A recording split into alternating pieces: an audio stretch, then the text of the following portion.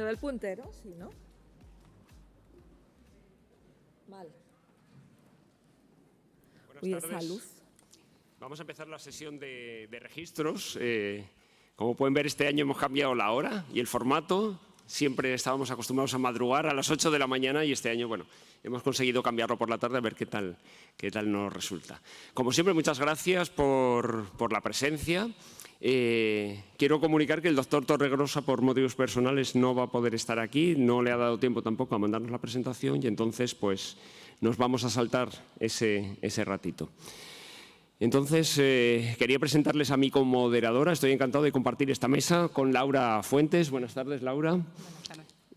Y vamos a proceder con las presentaciones. Entonces, si te parece, Laura, cuando quieras. Muy bien. La doctora Goicoechea presentará el registro de glomerulonefritis. Adelante. Buenas tardes. ¿No se oye? Este sí, ¿no? ¿Y este? También, ahora.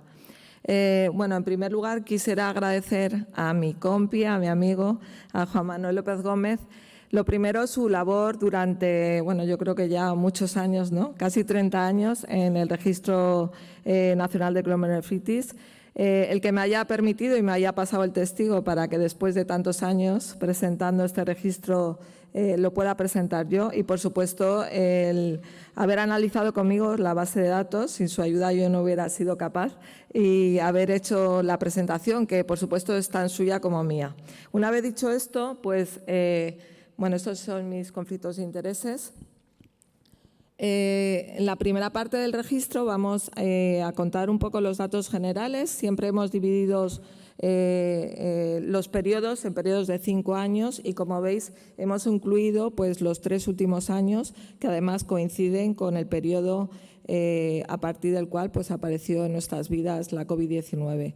En la segunda parte de la exposición, pues hemos querido analizar si ha cambiado algo en relación con el registro de las glomerulonefritis, la pandemia por la COVID-19 y, por lo tanto, hemos cogido los 3 últimos años, 20, 21 y 22, y los hemos comparado con 3 años previos a la aparición de la COVID.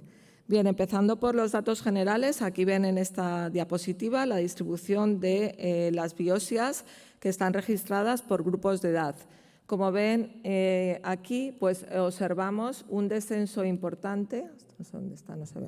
Bueno, un descenso, yo creo que mejor así, eso es. Un descenso importante de los pacientes en edad joven, vamos a decir entre 18 y 45 años, que son biopsiados. Este descenso se mantiene ya desde el año 2000-2004, con un aumento de biopsias en el grupo de edad entre 46 y 65 años y entre mayores de 65 años. Por patologías, en colores los diferentes periodos y en la parte de abajo los diferentes diagnósticos. La patología más frecuente en nuestras biopsias es la nefropatía IgA. Observamos que había un incremento en los últimos años, pero se mantiene estable, siendo la más prevalente. Respecto a la nefropatía membranosa, sí encontramos un descenso importante que probablemente coincida con la determinación de los anticuerpos antirreceptor fosfolipasa 2, que hace que diagnostiquemos o viésemos menos la nefropatía membranosa. La nefropatía lúpica se mantiene estable, un descenso en la segmentaria y focal, vasculitis estable y significativo el aumento de pacientes que biopsiamos con nefropatía diabética. Al principio era raro que biopsiemos a los diabéticos, pero hay un aumento importante, aunque ahora veremos que en el último periodo hemos biopsiado menos a los diabéticos. Probablemente ahí sí que había influido el COVID. Respecto a la evolución de las patologías más frecuentes divididos por edades, en el grupo entre 18 y 45 años, la patología más prevalente es la nefropatía IgA, con un 20%, seguida del lupus, destacando este ligero aumento de la nefropatía IgA en este grupo y más o menos una estabilidad del lupus. El resto permanecen estables, la segmentaria y focal, la membranosa y los cambios mínimos.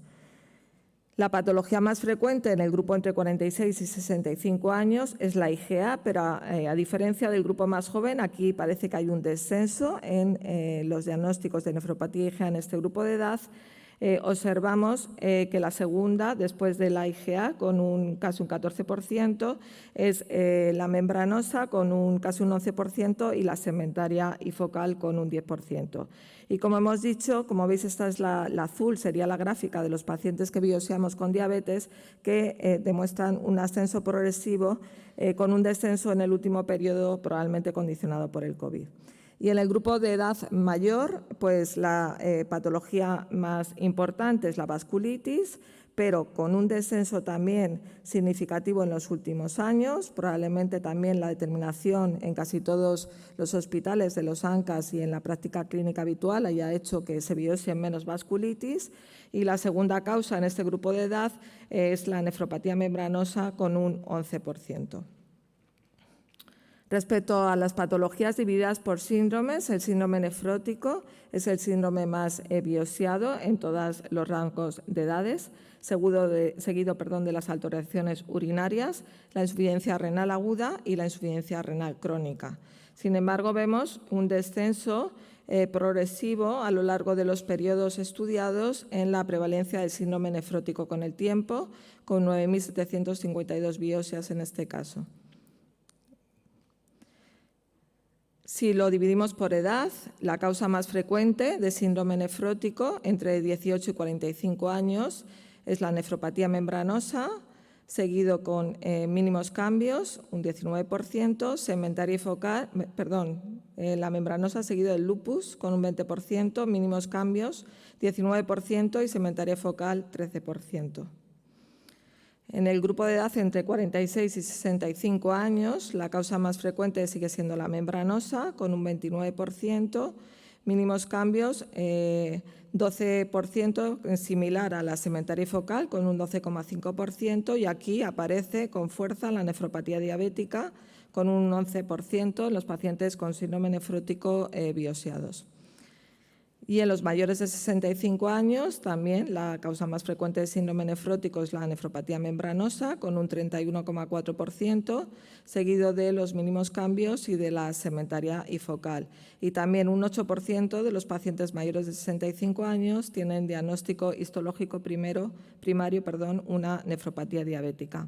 Respecto a las patologías asociadas con la insuficiencia renal aguda, la más frecuente es la vasculitis, con un 20%, seguido de las glomerulonefritis proliferativas seguido de la IgA, y luego de las proliferativas extracapilares 1 y 2, pero como ven también hay un descenso importante de estas patologías, de este diagnóstico a lo largo de los últimos años.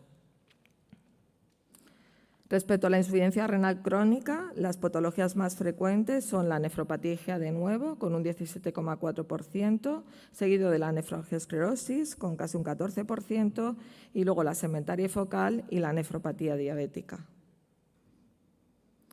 Y respecto a las alteraciones urinarias asintomáticas, la patología asociada más frecuente es la nefropatía IgA, con un 25%, seguido de la nefropatía lúpica, con un 17%, y luego la segmentaria focal, con 11%. Bien, la verdad que con la irrupción del COVID y sobre todo tras la vacunación, todos hemos tenido la impresión que en nuestros servicios, por lo menos en el mío, de que había más brotes de vasculitis y de algunas enfermedades autoinmunes, incluso más recidivas de síndromes nefróticos previos. Este es un artículo recientemente publicado en el cual, en este mapa, se describen los casos reportados tras vacunación por COVID de enfermedades autoinmunes e inflamatorias.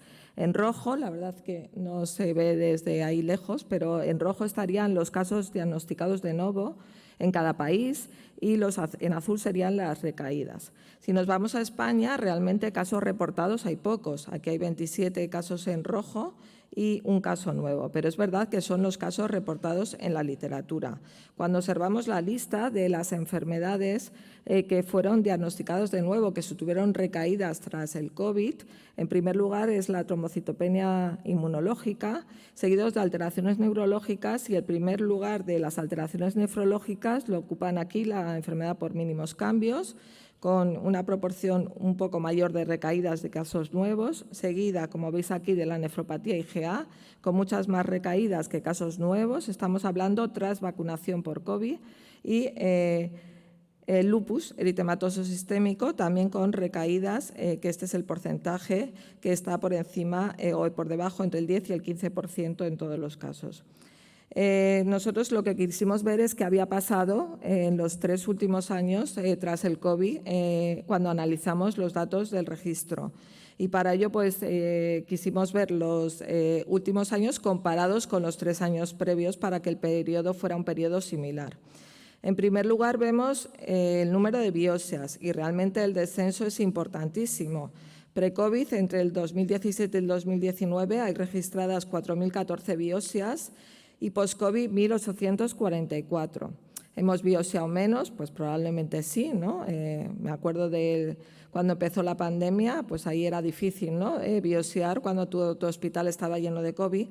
Y a lo mejor también hemos registrado menos, porque también estamos más ocupados, ¿no? Hemos tenido 3 años muy malos, pero el caso es que el número ha descendido de forma importante. En cuanto a la distribución por género, pues predomina el varón en las biopsias realizadas con respecto a la mujer y no hay diferencias. Con respecto a la función renal y la edad, pues la creatinina con el cual biopsiamos post-COVID es un punto más elevada que la que biopsiamos pre-COVID, probablemente por lo mismo, ¿no? Vamos a biopsiar a los casos pues, que no tenemos ya nada más que hacer y los casos más límites y a lo mejor pues, en los casos más leves no hemos tenido la capacidad o los medios para poder realizar biopsias, sobre todo en las primeras oleadas del COVID. Y la edad, pues 1 año mayores los pacientes que biopsiamos en el periodo post-COVID. Respecto al diagnóstico histopatológico y teniendo en cuenta pues, estas referencias sobre recidivas del síndrome nefrótico, de cambios mínimos, como veis aquí no encontramos diferencias en cambios mínimos, de hecho hay un descenso. No encontramos diferencias en la glomerulonefritis segmentaria y focal, no encontramos diferencias, incluso hay un descenso en la prevalencia de nefropatía IgA en los 3 últimos años, no hay diferencias en nefropatía membranosa, descenso en los casos de vasculitis, no hay diferencias en el lupus y descenso en los casos diagnosticados de nefropatía diabética. Probablemente los diabéticos tampoco eran pacientes que a lo mejor en medio de la pandemia pues fueran los ideales para realizar biopsia. Respecto a los síndromes, sí encontramos que hemos biopsiado más pacientes con fracaso renal agudo, con insuficiencia renal aguda de forma significativa en el post-COVID, levemente algunos más con síndrome nefrótico y nos llama la atención también que hemos diagnosticado hemos biopsiado muchos más pacientes con hematuria. Y un hallazgo bastante importante y significativo es el aumento de la nefritis tubulointersticial aguda en estos 3 años post-COVID. Podemos especular sobre este aumento. Bueno, sabéis que el COVID puede afectar directamente al riñón. De hecho, su mecanismo de entrada es un receptor que todos conocemos, que es la ECA2. También necesita una proteína transmembrana, esta proteasa serina tipo 2, para poder entrar. Y esta ECA2 está sobre todo en el túbulo contorneado proximal y en los podocitos. Por lo tanto, el daño que se produce en el riñón puede ser un daño directo por la entrada directa de este virus y con un daño directo en el túbulo contorneado proximal que produce necrosis tubular aguda y alteraciones en el sedimento como proteinuria y hematuria, pero también puede ser un daño indirecto a través de la tormenta o de la liberación de citoquinas, incluso con la formación, se han descrito casos de microangiopatía trombótica, de trombos en la microvasculatura renal.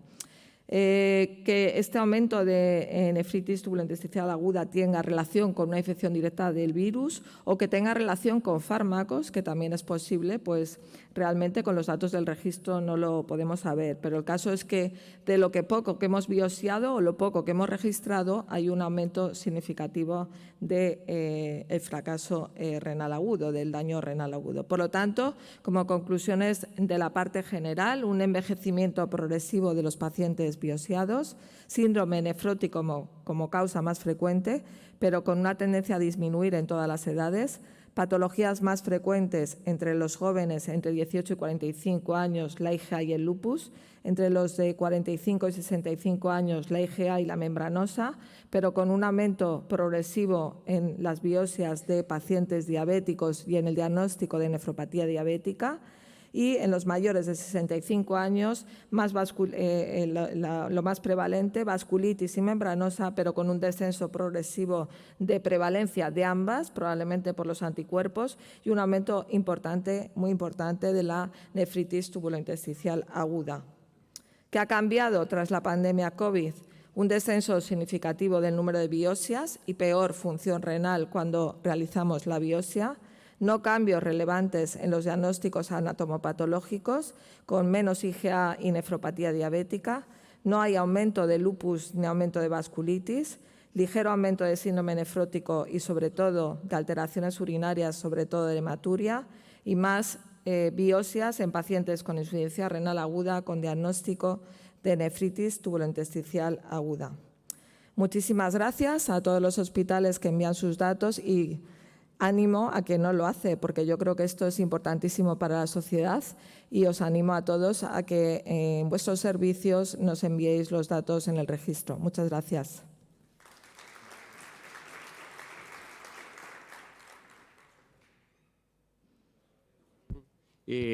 Aunque en el programa aparece la discusión al final, yo creo que como los temas no tienen nada que ver uno con otro, vamos a abrir un turno de preguntas de este registro de glomerulonefritis. ¿En la sala alguna pregunta? Laura, que te vi ahí coger notas. No sé, yo creo que el perfil de paciente, ¿no?, cada vez es peor, lo dices ahí claramente. Yo, por lo menos, en nuestro servicio hemos visto como los casos que hemos recibido en general por cualquier patología relacionada con la nefrología son cada vez peores. Lo comentábamos ayer en la cena, ¿no?, el tema de la atención primaria. Quizá ahí hay un problema en la remisión de los pacientes y esto al final está repercutiendo, ¿no?, en cómo nos llegan a nuestras consultas, ¿no? Y esto probablemente sea una de las explicaciones por qué en el periodo post-COVID pues encontramos este tipo de patología, pacientes de más edad, pacientes peores y bueno, que luego no va a resultar fácil igual tratarlos dependiendo de lo que tengan, ¿no? A nosotros nos ha llamado la atención sobre todo el número tan bajo de biopsias reportadas en el registro. Es verdad que el año 2022 todavía faltan unos meses, ¿no?, y que hay muchos hospitales que todavía no han reportado sus casos, pero casi siempre se mantenían el número de biopsias, que tenemos ya 29.000 y pico, casi 30.000 biopsias en el registro, y estos 3 años hemos comparado 3 con 3 y hemos visto un descenso.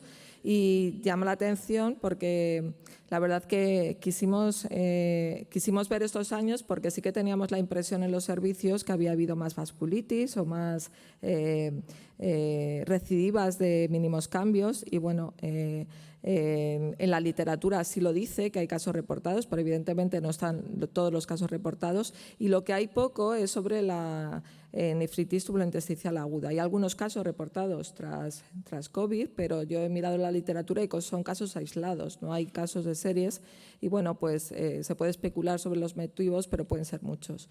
Pero es verdad que probablemente también biopsiemos más tarde en este momento, pues porque no hemos tenido las condiciones en ninguno de los hospitales para en mucho tiempo realizar una biopsia renal porque no podían ingresar los pacientes. Yo creo que es la explicación. Doctora Sequera. Sí, bueno, primero daros las gracias a ti y a Juan Manuel por el trabajo que habéis realizado y me ha encantado el análisis que habéis hecho de la COVID-19. Aunque la queremos quitar de nuestras vidas, no desaparece y hay que analizarlo. Entonces, cuando has puesto el tema de la recidiva, que a todos hemos tenido casos, ¿no?, de pacientes que estaban estables años y años y de repente con una vacuna, nosotros tenemos el caso incluso de con una segunda aparece, no has podido responder o no habéis podido responder a esa pregunta, porque realmente los datos que hay son de biopsias brutas. Pero no es posible con los números de historia ver si hay una segunda biopsia, porque es verdad que a la mayoría, por ejemplo, una membranosa no la vuelves a biopsiar, ¿no? Un poco, ¿crees que lo podríais abordar? Porque yo creo que es muy interesante. Yo estoy contigo que probablemente esto no demuestra nada porque las recidivas, por ejemplo, si tienes una IgA y hace un brote de recidiva, no le biopsias. Primero le tratas, y más en medio de una pandemia, y luego si evoluciona muy mal, a lo mejor le biopsias, pero primera opción es tratar. Igual que si tienes unos cambios mínimos, vas a tratar. Entonces, el registro no va a responder eso porque tampoco… yo he visto la base de datos con Juan Manuel y eso que tú preguntas, yo creo que es inviable, ¿verdad, Juanma? No lo veo fácil eso, porque es bastante complicado con las variables que tenemos. Y viendo la evolución que está teniendo la COVID-19 con las variantes y que parece que la vacunación va a ser algo que se va a incorporar a la vida de los pacientes, ¿no merecería la pena a lo mejor ir recogiendo estos casos? Porque claro, en la segunda, la tercera, la cuarta, la quinta dosis, a lo mejor ahí, bueno, lo planteo como, ya sería como un registro, no sería de glomerular, pero a lo mejor un apartado, que igual merece la pena. Yo creo que sí, y que el artículo que he mostrado es que son casos reportados. Yo creo que los datos no están bien valorados y yo creo que todos tenemos casos. Ahí analizan, ¿no?, qué tipo de vacuna se asocia más con recidiva. Evidentemente, las que se asocian más son las de RNA mensajero y la que más Moderna, porque encima tiene un poquito más de dosis del spike, entonces del antígeno. Entonces, la primera, con diferencia, era la Moderna y luego era la de Pfizer, entre las que se habían reportado más casos. Podemos juntarnos, nosotros tenemos algún caso de vasculitis en el servicio tras vacunación y hacer, y me parece importante porque no hay ninguna serie recogidas bien con un número suficiente de variables. Muy bien, muchísimas gracias. ¿Y otra pregunta? Marian, cuando dices que se ha biopsiado más por hematuria, ¿es hematuria macroscópica o micro? ¿Es macro? ¿Son las dos, Juan Manuel? Las dos. ¿Y es asociado a infección COVID activo o a la vacunación? Es que no lo ponemos. Ah. O sea, esto es lo que hemos visto en el registro. En el caso de que tú dices que el COVID produce hematuria en el contexto de fracaso renal agudo asociado a COVID activo, lo que yo sé, las alteraciones. En el registro, la variable es hematuria, ¿no? Juan Manuel incluye microhematuria y hematuria y nos ha sorprendido el aumento como al doble de pacientes que se han diagnosticado con ese síndrome, o sea, con hematuria. Pero es difícil hallar respuestas si hay una relación causa-efecto, desde mi punto de vista. ¿Alguna pregunta más? Sí. Hay un micrófono por la parte de atrás.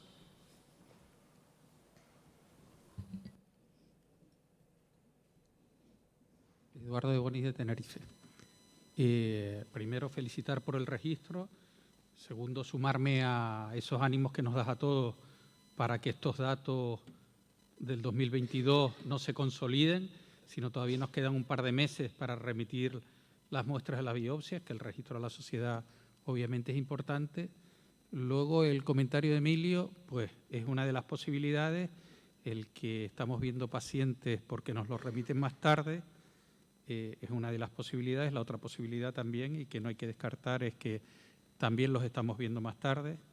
Uno, que no solo es primaria que nos lo remite, sino que probablemente nosotros, y solo un comentario, todavía pervivimos con el COVID, pero que el COVID se acabó, que las excusas de, entre comillas, el COVID se acabó, quiero decir, como pandemia que nos ocupaba todo nuestro tiempo. Sí. El COVID nos ha acabado y convivimos, pero que un poco que esta excusa de que el COVID y que no sirva el COVID como una excusa para no seguir trabajando por nuestros pacientes, porque realmente veo unos ánimos y unos comentarios que, no sé, que me parecen que tenemos quizás que desterrar.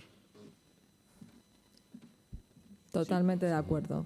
Tenemos que cambiar el chip y ya no tenemos COVID, pero el COVID ya no nos tiene que cambiar. Lo que pasa que es verdad que ha cambiado muchas cosas y ha retrasado diagnósticos, ha hecho que el paciente llegue tarde, la atención primaria, por lo menos en mi comunidad, está bastante tocada, por no decir hundida, y entonces esto hay que echar para adelante y las consultas están saturadas también porque hemos perdido importantes tiempo en hacer otra cosa que era importante en ese momento. Muy bien, pues si no hay ninguna pregunta más, vamos a seguir avanzando. Cada año animamos a los registros autonómicos a participar en esta sesión de registros para que nos comenten pues, innovaciones o proyectos que tengan. Y este año ha sido la Comunidad de Madrid la que se ha ofrecido a participar. En este caso, María Marqués va a presentarnos la sesión titulada REMER 2.0, innovando en los registros renales. Cuando quieras, María, y gracias por haberte animado a participar. Gracias a vosotros por la invitación.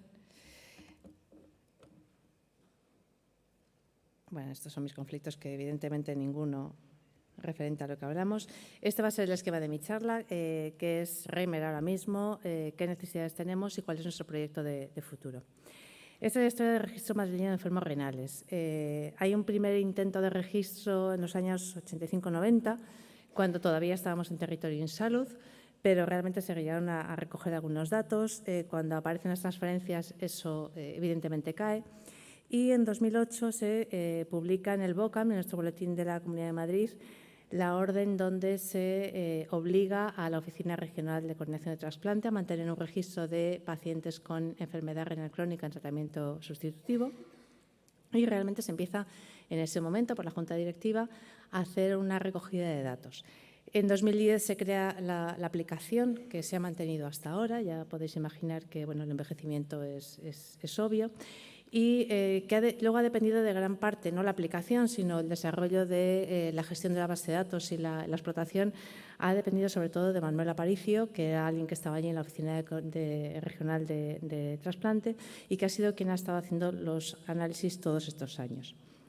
¿Qué ha pasado durante estos años? Bueno, hemos conseguido tener informes anuales, que hemos conseguido dar datos a las bases nacional y europea, pero realmente la aplicación se ha ido quedando obsoleta, de tal manera que la mayor parte de los centros en los últimos años lo que hacen es meter los datos en hojas de Excel, hojas de cálculo, y lo que ya nos ha acabado de dar la puntilla es que se ha jubilado don Manuel Aparicio, y claramente este era un sistema que estaba muy basado en la persona. Y nos hemos visto obligados a replantearnos la estructura de nuestro registro de pacientes renales.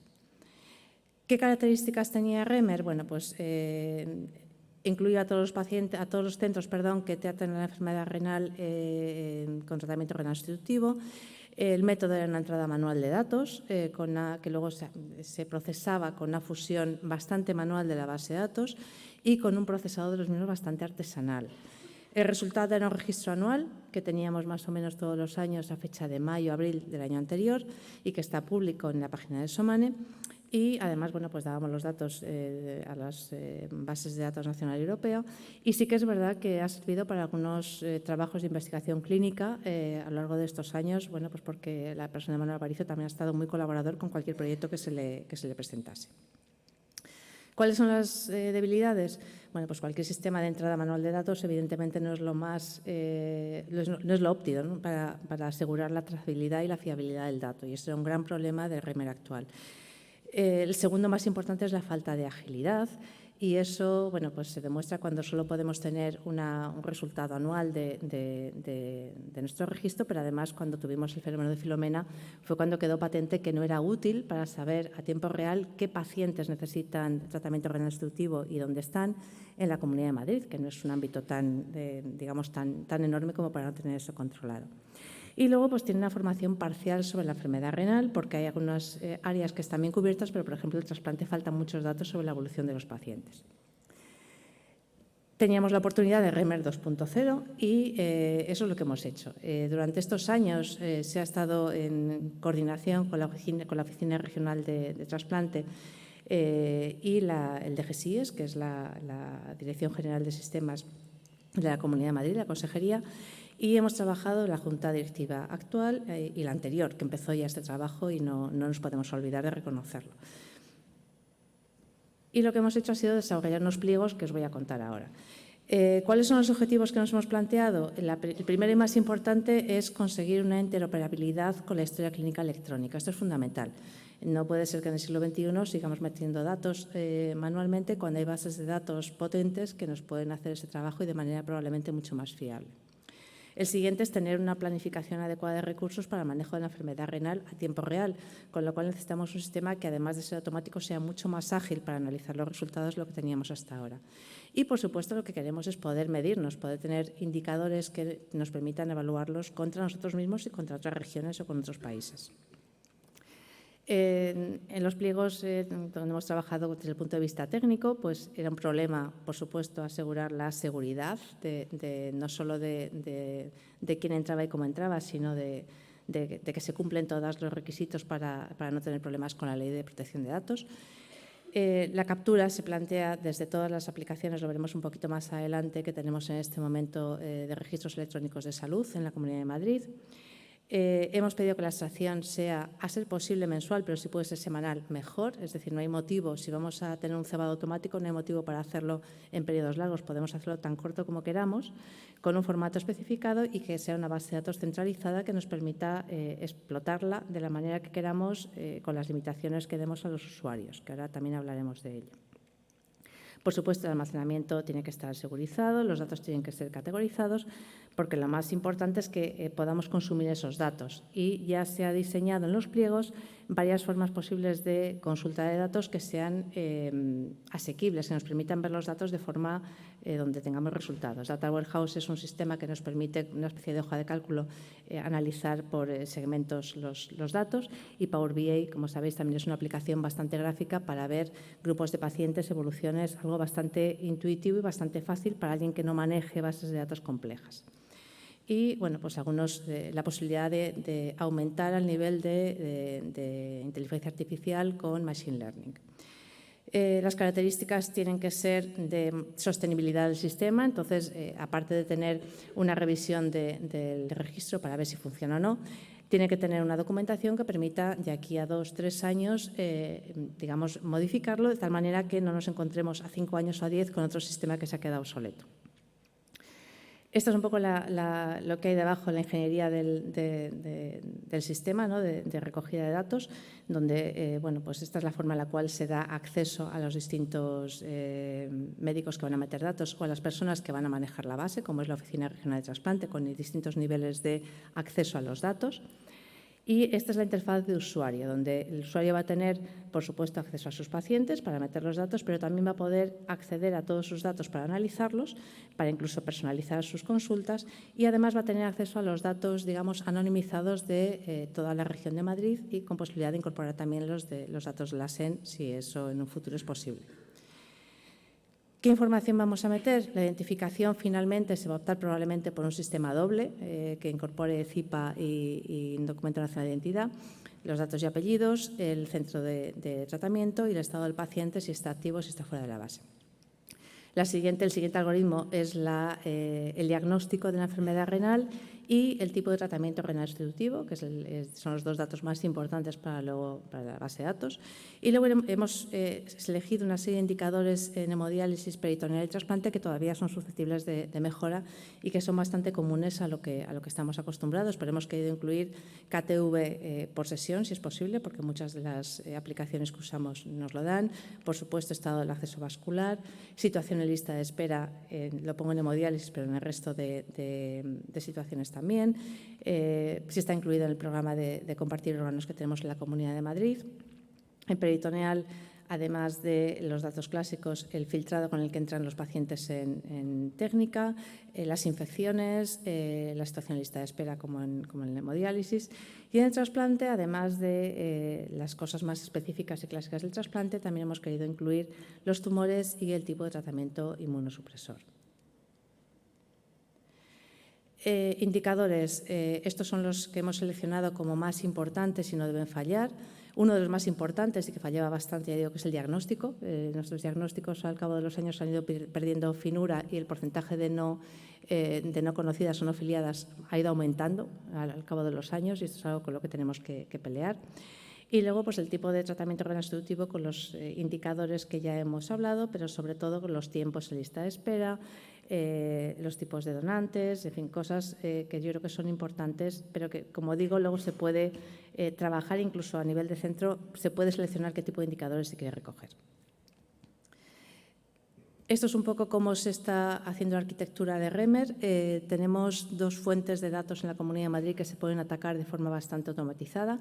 Unas Cibeles, que son los datos demográficos clásicos de tarjeta sanitaria, de ubicación del paciente, y el otro es el Data Lake de la Comunidad de Madrid, que ya tiene datos de historia clínica electrónica de primaria, de laboratorio y de prescripción de farmacia. Eso ya está ahí para consulta, bueno, pues bajo unas condiciones determinadas de seguridad. En Data Lake también está AP Madrid y el histórico sobre todo CMBD de informes de alta. Y el problema es incluir los departamentales, que es SELENE, HCGIS, es decir, los distintos formatos que tenemos de historia clínica electrónica en los hospitales de Madrid y que habrá que adaptar para que entren en el Data Lake de manera que puedan ser consultados. Pero luego, además, tenemos nuestros sistemas informáticos de recogida de base de datos de diálisis, que son Nefrosoft y Neurolink y alguno más, sobre los que habrá que hacer una estructura de recogida de datos que más o menos ya está pensada para que estos sistemas exporten la información de manera que se puedan incorporar al Data Lake corporativo. Evidentemente, no queremos perder los datos históricos, con lo cual también se ha ideado la recuperación de los datos históricos desde la historia clínica electrónica de los hospitales, pero también del histórico de Remer. ¿Dónde estamos? Bueno, pues hemos conseguido hacer todo esto en un periodo, yo creo que bastante ambicioso. Ya tenemos los pliegos y estamos en la fase de licitación. Hasta hace un año más o menos pensábamos que a finales de este año podríamos tenerlo. Ahora, pues la situación coyuntural política en Madrid nos ha dejado un poco parados y estamos en esta fase pues un poco sine die, ¿no? Y nuestro esfuerzo ahora es mantener el Remer antiguo funcionante hasta que podamos tener esta nueva versión plenamente operativa.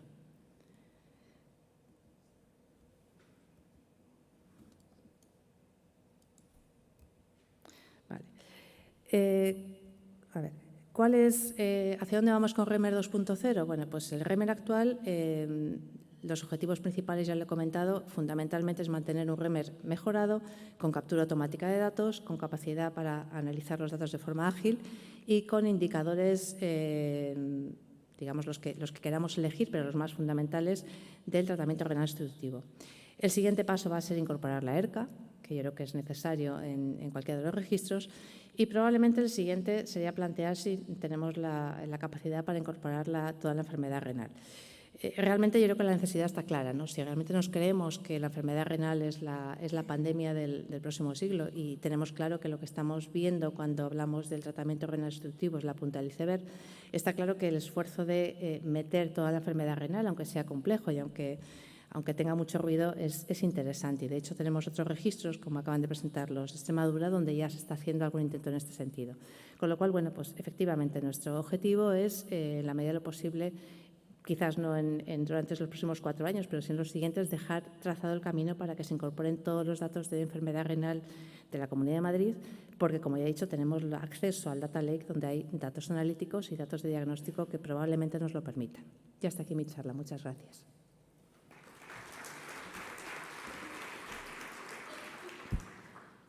Muchas gracias, María. Gracias por el esfuerzo de intentar modernizar registros.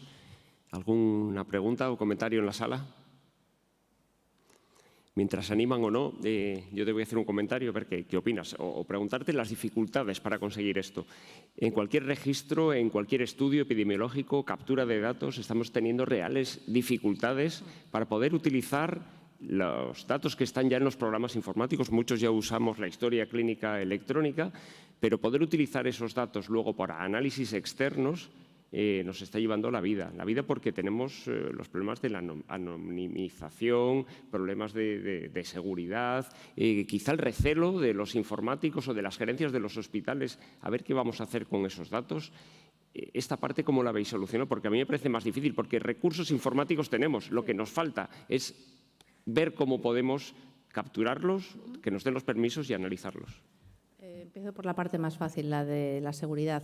En el momento en que todo se hace desde la estructura de DGSIES, que es la que tiene todos los sistemas informáticos, digamos que ellos garantizan la seguridad del dato y la seguridad del acceso. Y esto, digamos que allana bastante el camino, ¿no? Nosotros no vamos a acceder directamente a los datos ni vamos a exportar datos. Vamos a tener ya automáticamente anonimizados los datos generales y solo vamos a tener acceso a los datos de nuestros pacientes, ¿no? Luego, si queremos exportar datos, habrá que hacerlo efectivamente anonimizando, pero ese no ha sido ningún escollo. La complejidad. Pues curiosamente, cuando uno habla con la gente que ha hecho los pliegos, que son gente de un perfil técnico, informáticos, esto es un tema más de coste que de dificultad. Es decir, se puede hacer, claro que se puede hacer, se hacen cosas mucho más complejas, ¿no? Amazon hace cosas mucho más complejas.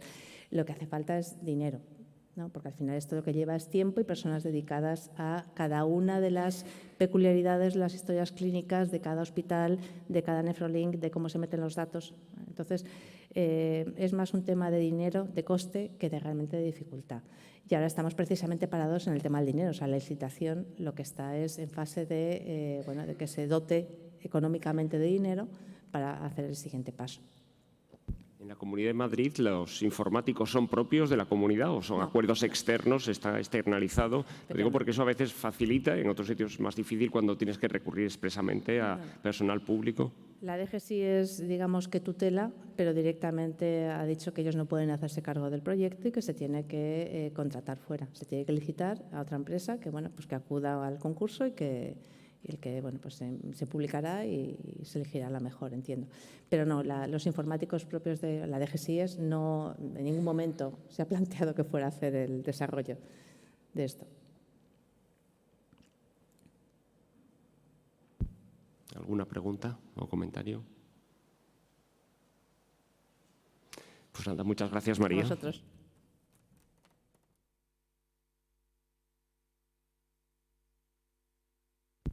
A continuación, la doctora Mailla presentará el Registro Español de los Enfermos Renales.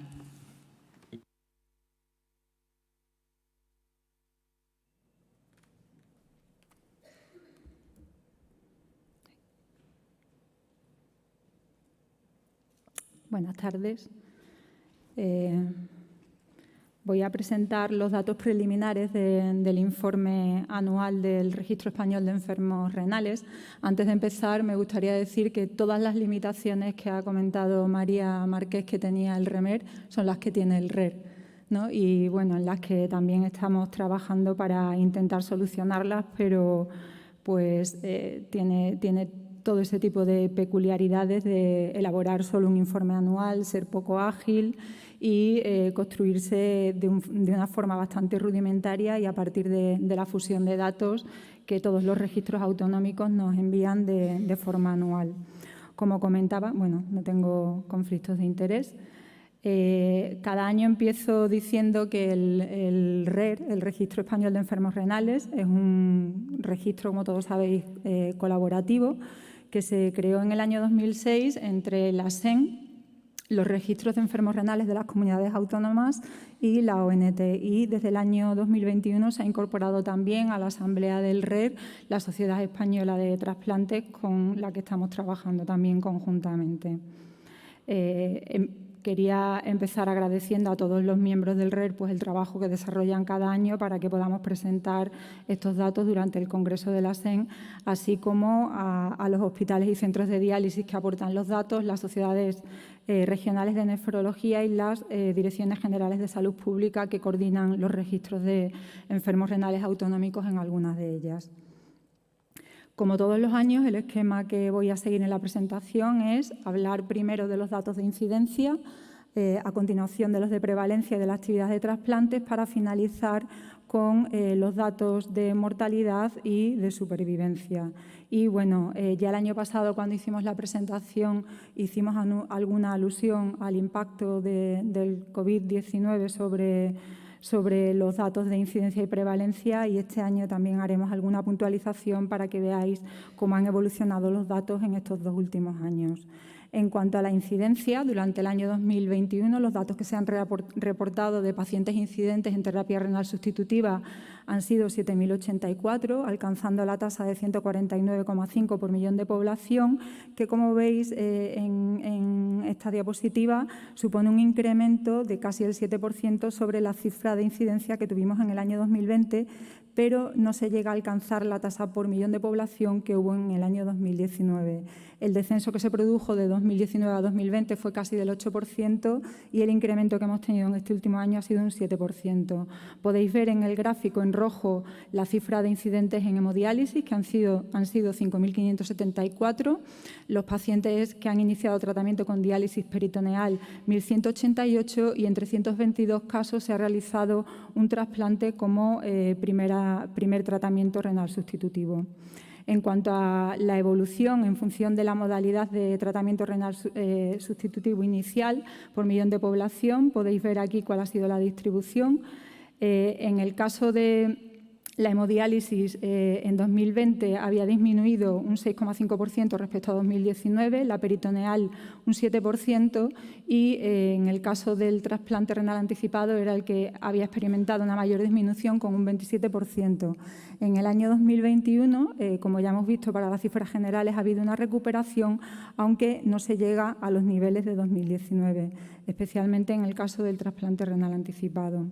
En cuanto a la distribución por porcentajes, que la mayor proporción corresponde a los pacientes que están en hemodiálisis.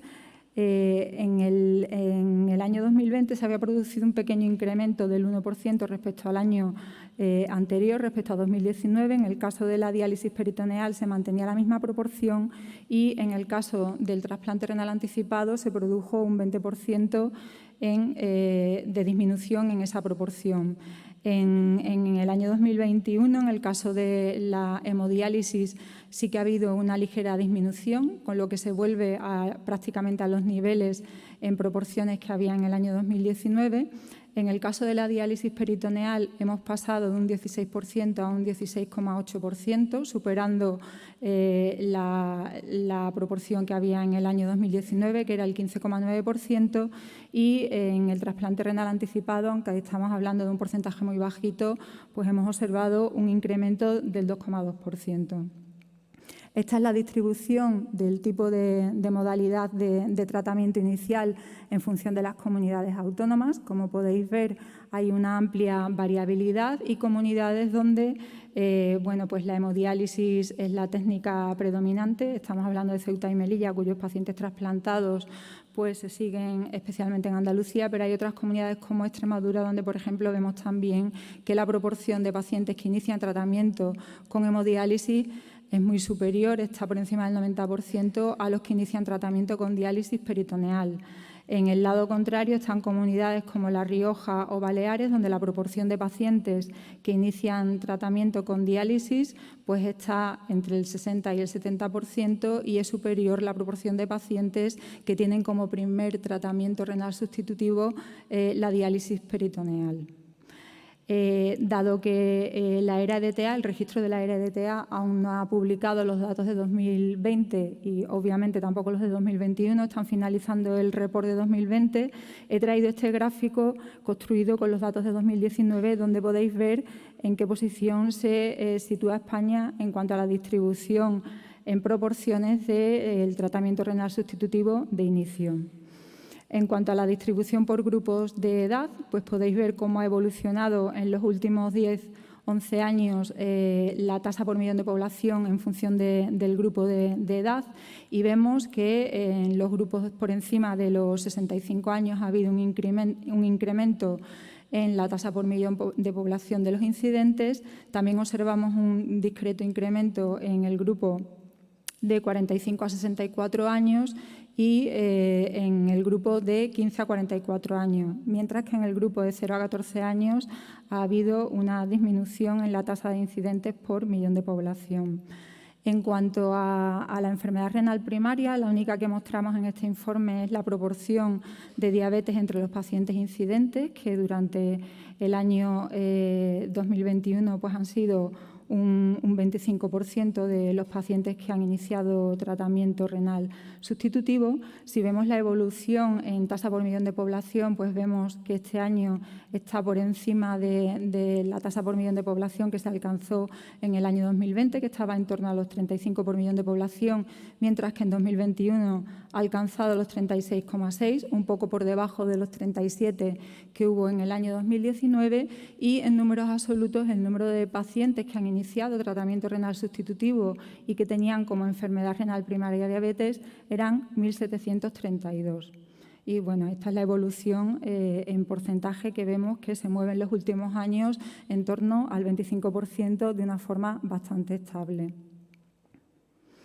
Si vemos la distribución en tasas por millón de población de la diabetes como enfermedad renal primaria en los pacientes incidentes, esta es la distribución que veis. Quizás el caso de Ceuta no es muy valorable porque es un número muy pequeño de pacientes. Son 18 los pacientes que han iniciado en 2021 tratamiento renal sustitutivo en esta ciudad, pero podéis ver que los datos del resto de comunidades autónomas oscilan entre los 57,5 de Canarias y los 28,3 de Extremadura. En cuanto a la distribución de la incidencia durante el año 2021 por comunidades autónomas, pues vemos aquí la amplia variabilidad que existe también. Por debajo de los 120 por millón de población solo encontramos a Castilla-La Mancha y Melilla. Después hay otro grupo cuya incidencia está entre los 120 y los 150, justo el nivel a nivel nacional, que son 149,5, y por encima de 150 por millón de población se encuentran comunidades como Cataluña, Canarias, Galicia, la Comunidad Valenciana o Asturias.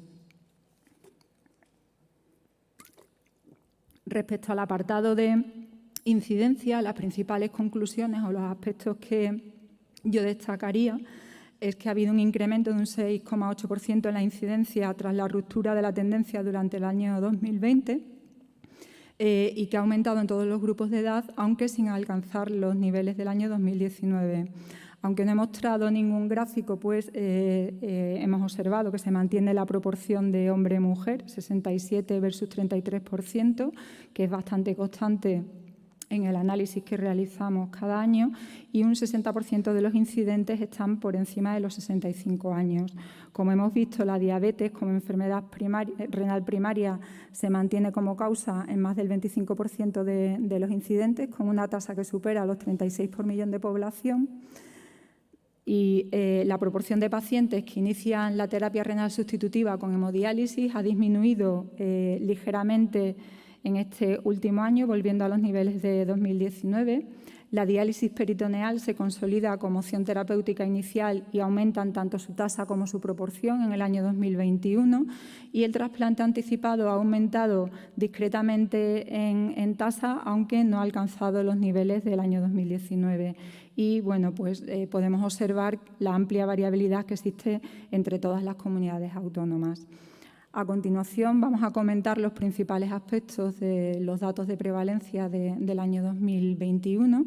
En este año pues, se han notificado 65.740 pacientes prevalentes, lo que supone una tasa por encima de los 1.387 por millón de población, y esto supone un aumento del 2% respecto a la tasa por millón de población del año 2020, que estuvo cerca de los 1.362 por millón de población. Podéis ver en este gráfico, en los mismos colores de antes, en rojo la hemodiálisis, que han alcanzado los pacientes prevalentes los 26.683, en azul la peritoneal, que no se ve por los números, con 3.280 pacientes y 35.777 pacientes trasplantados. Esta gráfica no la voy a comentar porque revisando los datos estos últimos días hemos visto que había un desvío, un comportamiento anómalo en una de las comunidades con mayor proporción de pacientes, y efectivamente hoy me han confirmado que los datos que habían dado para los grupos de edad eran erróneos y, bueno, erróneamente pues concluíamos que había habido un incremento en la prevalencia en los grupos por debajo de los 45 años, pero esto no es cierto. Así es que en la presentación que se cuelgue en los próximos días en la web de la SEN y en la web del registro podréis ver los datos definitivos en la distribución por grupos de edad.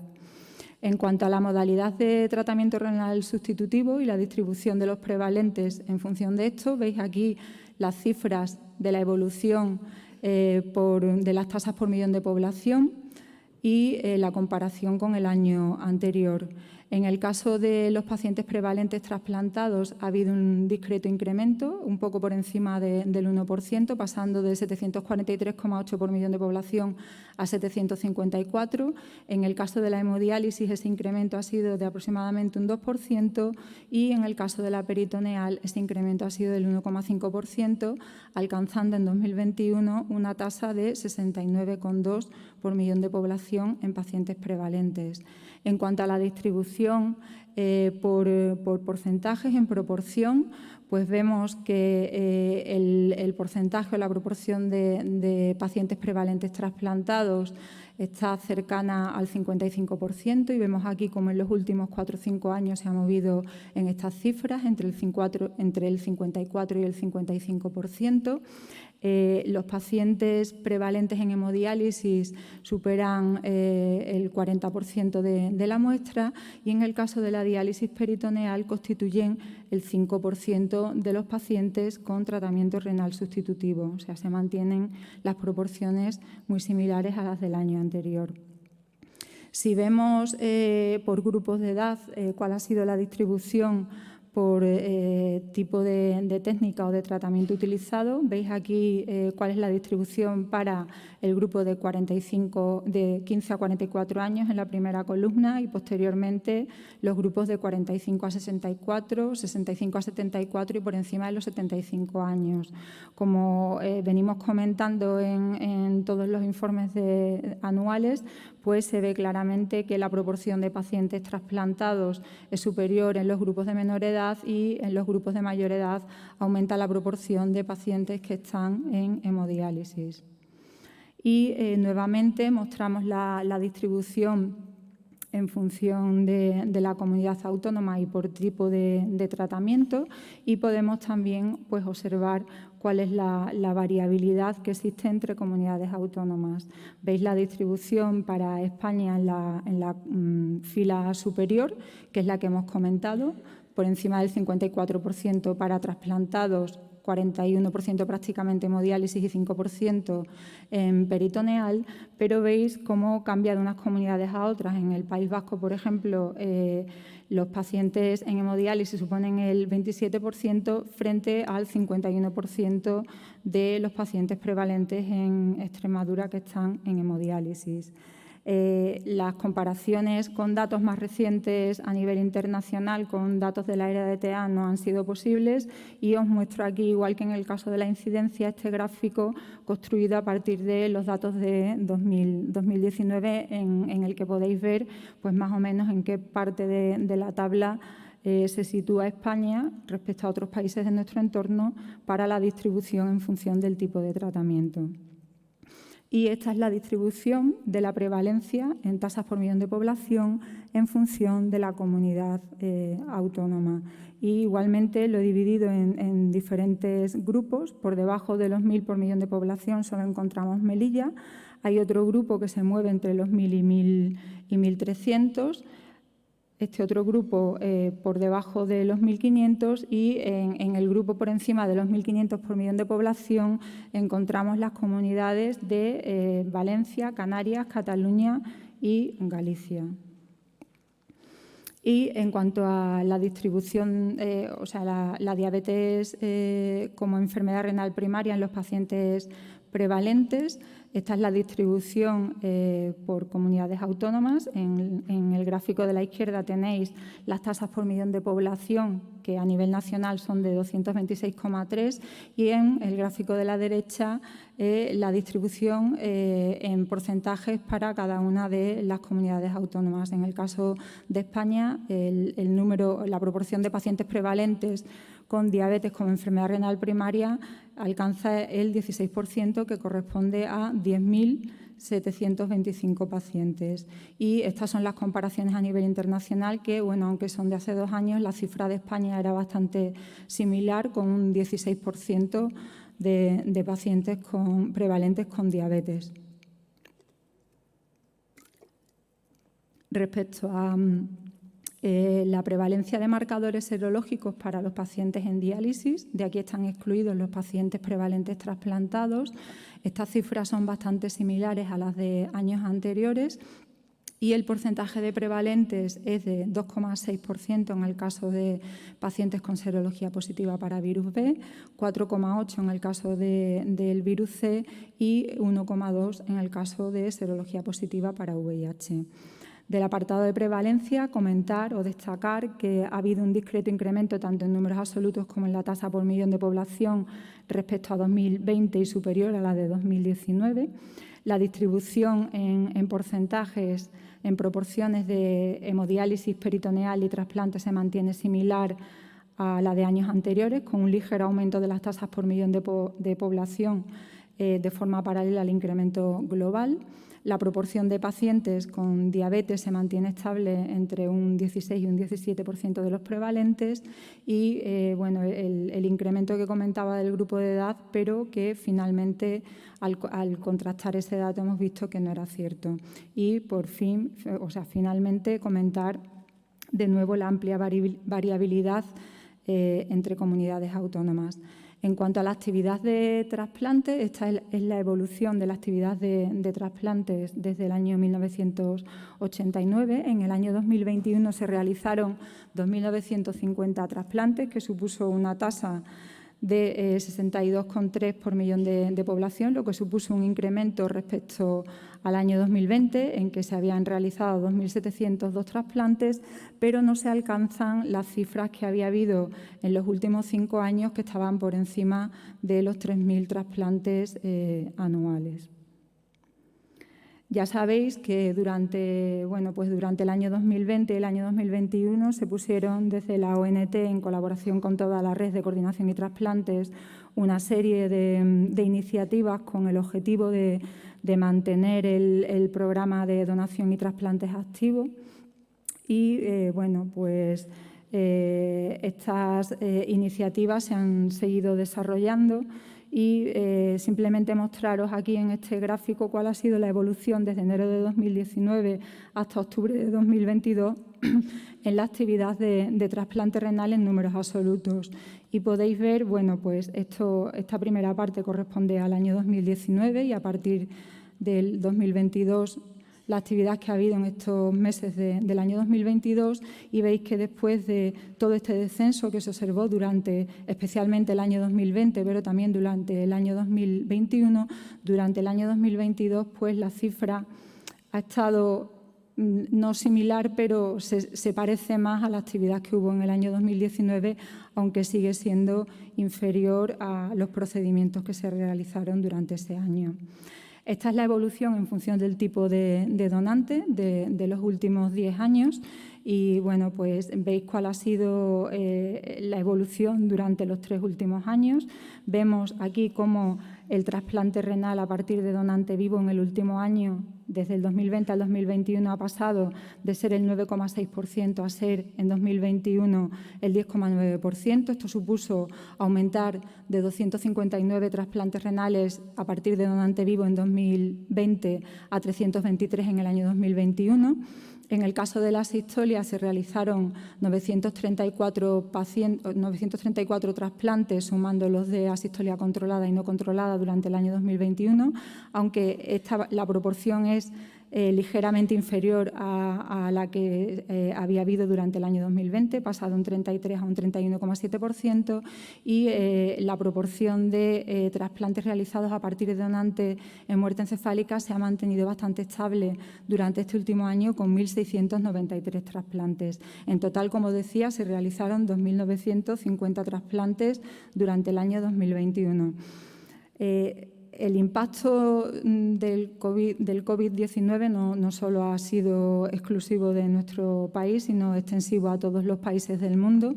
En los datos que recogemos de 90 países en el Observatorio Mundial de Donación y Trasplantes, pues vimos cómo durante el año 2020 bajaba la actividad alrededor de un 20% respecto al año previo, y en el 2021 ha habido un 14% de incremento respecto al año anterior, con un 38% de trasplantes realizados a partir de donante vivo a nivel mundial, aunque en años previos a 2020 esta cifra estaba por encima del 40%.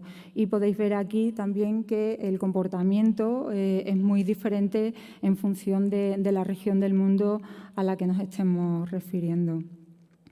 En cuanto a la actividad en tasas por millón de población de trasplantes en función del tipo de donante y comunidad autónoma, podéis ver aquí cuál es la distribución y nuevamente pues hay que destacar la amplia variabilidad que hay entre unas comunidades y otras, no solo en la cifra total de trasplantes, en las tasas globales por millón de población, sino también en la distribución del tipo de donante a partir del que se realizan los trasplantes, como podéis ver aquí, con comunidades donde hay bastante igualdad entre los trasplantes realizados a partir de donante en muerte encefálica y donante en asistolia, y en otras donde el número de trasplantes realizados a partir de donante en asistolia pues es bastante inferior a los trasplantes que se realizan a partir de donantes en muerte encefálica. E igualmente con la actividad de trasplante renal de donante vivo hay una amplia variación. Esta es la evolución de los datos de lista de espera estimada que realizamos cada año y veis cómo después del descenso que tuvo durante el año 2020, en 2021 ha habido un incremento, aunque sin llegar a los datos previos a la pandemia, como podéis observar. Y en este gráfico vemos representados por comunidad autónoma en la parte izquierda del gráfico la lista de espera estimada y en la parte derecha los trasplantes realizados por millón de población, viendo de forma paralela a lo que veíamos antes en función del tipo de donante, cómo cambia mucho de unas comunidades a otras. Y si recordáis ese gráfico anterior, pues las comunidades Cantabria y Cataluña, que eran las que tenían una mayor tasa por millón de población de trasplantes realizados, son también las que destacan aquí con una mayor tasa por millón de población de lista de espera estimada. En cuanto al número de pacientes que han vuelto a diálisis tras el trasplante renal durante el año 2021, ha sido del 2,9%, que es una cifra bastante estable y similar a esa proporción a la observada en años anteriores. Respecto a la parte de trasplantes, comentar que durante el año 2021 hubo un incremento del 9% respecto a 2020, aunque sin alcanzar los niveles de actividad de 2017 a 2019. Hemos visto a lo largo de los últimos años cómo los trasplantes realizados a partir de donantes en asistolia se han consolidado en valores superiores al 30% del total de trasplantes realizados. En el último año hemos visto también un incremento del trasplante renal a partir de donante vivo, con un incremento en números absolutos del 25% y nuevamente pues la variabilidad tanto en la actividad de trasplante como en la lista de espera entre comunidades autónomas. En cuanto a la mortalidad, podéis ver la evolución en los últimos 10 años también. En el año 2019 se registraron 4.958 fallecidos, que aumentaron a 5.921 durante el año 2020 y en el caso de 2021 han disminuido siendo 5.685. Esto supone una disminución del 4% en este último año respecto al año previo. Si veis la distribución de mortalidad en función del tratamiento renal sustitutivo, expresada en porcentajes, pues vemos cómo en diálisis ha bajado del 14,4 al 13,3, o sea, un punto.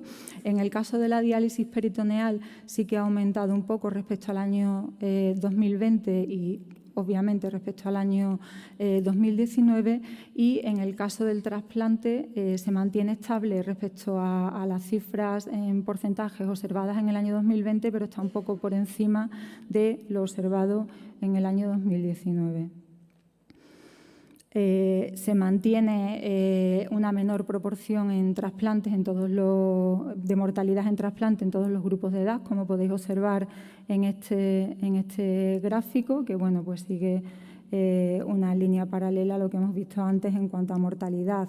Una mayor mortalidad en el caso de la hemodiálisis, por debajo la peritoneal y por debajo el trasplante.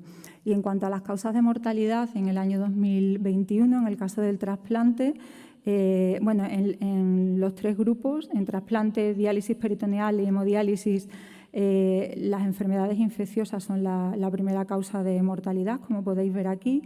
En el caso del trasplante, la segunda causa es el cáncer, la enfermedad neoplásica, y en el caso de la peritoneal y la hemodiálisis son las causas de origen cardíaco. Como conclusiones de la mortalidad, pues que ha habido una disminución respecto al año 2020 del 8% versus el 8,4% en el año 2020. El comportamiento es diferente en función del tipo de tratamiento. En el caso de hemodiálisis y trasplante ha disminuido la mortalidad respecto al año 2020, pero en el caso de peritoneal, como hemos visto, ha aumentado un poco durante el año 2021 respecto a la proporción del año 2020. Se mantiene la mortalidad inferior en trasplante en todos los grupos de edad y, como hemos comentado, las infecciones son la causa más frecuente de mortalidad en los 3 tipos de tratamiento y continúan en cifras superiores como causa de muerte a las de años anteriores. En 2021 ha sido el 29%, el 30% en 2020 versus el 20% en el año 2019. Y las causas cardiovasculares han disminuido también respecto al año previo, siendo este año un 24% versus el 28% del año 2019. Y, además, se observa pues, una disminución respecto a años previos en la proporción de pacientes trasplantados que presentan cáncer como causa de muerte. En el año 2019 esta proporción fue del 21%, en 2020 fue del 15% y en el año 2021 ha sido del 14%. Hemos realizado, además, como se ha hecho desde el año 2012, un análisis de supervivencia con todos los pacientes incidentes entre el año 2004 y el año 2021. Y este análisis tiene como objetivo el conocer la supervivencia global de los pacientes en tratamiento renal sustitutivo y también esa supervivencia en función de distintas características como son la modalidad de tratamiento, la edad, el sexo, el tener diabetes como enfermedad renal primaria y el haber sido trasplantados. Este año hemos incluido los datos de todas las comunidades autónomas, excepto Baleares, que bueno, esperamos que el año que viene se pueda incorporar también a este análisis. Y, como comentaba al principio, pues cada registro tiene un formato y una base de datos diferente, con lo cual pues, existe un proceso específico de transformación de los datos para poder fusionarlos en una sola base y realizar este análisis. Como decía, hemos incluido los pacientes incidentes entre 2004 y el 31 de diciembre de 2021, con una edad superior a los 15 años y un seguimiento por encima de los 3 meses. Se hace primero un análisis descriptivo y después hemos realizado un análisis de supervivencia con tablas de mortalidad Kaplan-Meier y un modelo de Cox. Y os voy a presentar algunos de los datos más relevantes.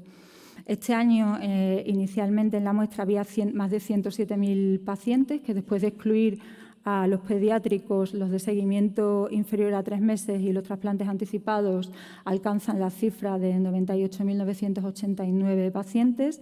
Cuando iniciamos este análisis en 2012, pues eran 31.000 pacientes prácticamente, y este año la cobertura con este análisis es más del 97% de la población española. En cuanto a características, pues comentar bueno, que se mantiene la proporción de hombres de 2/3 frente a mujeres. La mediana de edad al inicio del tratamiento renal sustitutivo está en torno a los 68 años, y no nos vamos a detener en más detalles del análisis descriptivo, sino centrarnos en que la mediana de supervivencia está en 6,4 años, es muy estable respecto a lo que ya habíamos analizado en años previos, con una supervivencia al año del 92%, a los 2 años del 82% y a los 5 años del 58%. Y sí que quería destacar los gráficos que os voy a mostrar en esta diapositiva, en los que se observa claramente pues, la mejor supervivencia cuando el paciente ha sido trasplantado. En este primer gráfico veis la curva de supervivencia en rojo para los trasplantados y en azul para los no trasplantados en ningún momento del seguimiento. En esta segunda curva, si seleccionamos los trasplantados y comparamos el trasplante renal de donante vivo con el trasplante renal de donante fallecido, pues veis claramente la superioridad de la curva en el caso del trasplante renal de donante vivo. Y si comparamos los 3 grupos, el trasplante renal de donante vivo en rojo, el fallecido en azul y los no trasplantados en verde, pues se puede ver claramente cuál es la diferencia en la evolución de estos pacientes a lo largo de los años y su supervivencia. En el modelo de Cox hemos incluido estas variables que veis aquí contempladas, los grupos de edad, y vemos, tomando como referencia el grupo de 20 a 44 años, cómo las edades superiores pues, van aumentando el riesgo de mortalidad, como el tener diabetes como enfermedad renal primaria también incrementa el riesgo. El sexo femenino pues, parece tener cierto efecto protector estando la hazard ratio por debajo de 1, y en el caso del tipo de tratamiento, si analizamos el trasplante renal de donante vivo frente al fallecido o al no haber sido trasplantado, pues vemos también cómo para el fallecido y el no trasplantado, especialmente para el no trasplantado, pues aumenta la probabilidad de fallecimiento, o la tasa de supervivencia es bastante inferior. Entonces, de aquí concluir que la probabilidad de supervivencia se mantiene estable desde que iniciamos el análisis de estos datos individuales en el año 2012, estando claros los factores de riesgo que influyen en ella. Y con esto, y mi agradecimiento por haber aguantado este aluvión de cifras y datos, os doy las gracias y finalizo.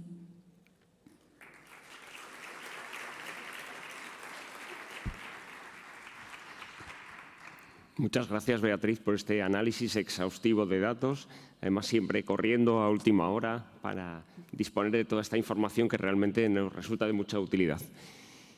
¿Algún comentario? Sí, Adelaida.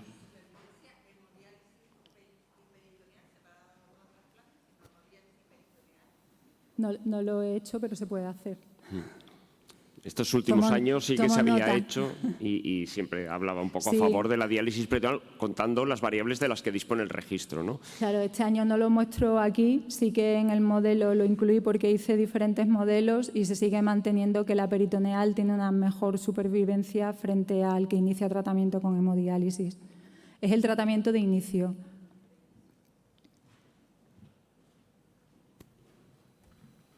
Sí, Julio. Sí, muchas gracias por la presentación, datos muy interesantes. La mortalidad, o sea, la supervivencia de los pacientes en diálisis, sobre todo, que no se llegan a trasplantar, es muy baja, es muy inferior a muchos tipos de cáncer en este momento. Entonces, sería un poco menos descorazonador hacer un análisis quizá por quinquenios de incidentes para ver si realmente estamos progresando en algo ajustado por la edad, o algún análisis que quizá para la próxima edición podamos ver si realmente todo nuestro esfuerzo se está traduciendo en una mejora de supervivencia o no, o estamos estancados. Me parece muy interesante. De hecho, ahora que ya, bueno, habéis visto que la muestra de supervivencia incluye incidentes desde el año 2004 al año 2021, quizás sí que ahí se puedan establecer periodos y sin esperar al año que viene, a lo largo de este año, con esta muestra, hacer un primer análisis como planteas.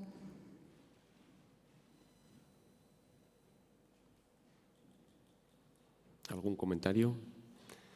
Yo solo voy a hacer una reflexión en la que he pensado muchas veces y que igual hay que trabajar y me gustaría compartir con vosotros, también con Beatriz. ¿Existe equidad en el acceso a las distintas modalidades de tratamiento renal sustitutivo en España? ¿Por qué estas diferencias de unas comunidades autónomas a otras? ¿Por qué la penetración de las diálisis domiciliarias es tan diferente?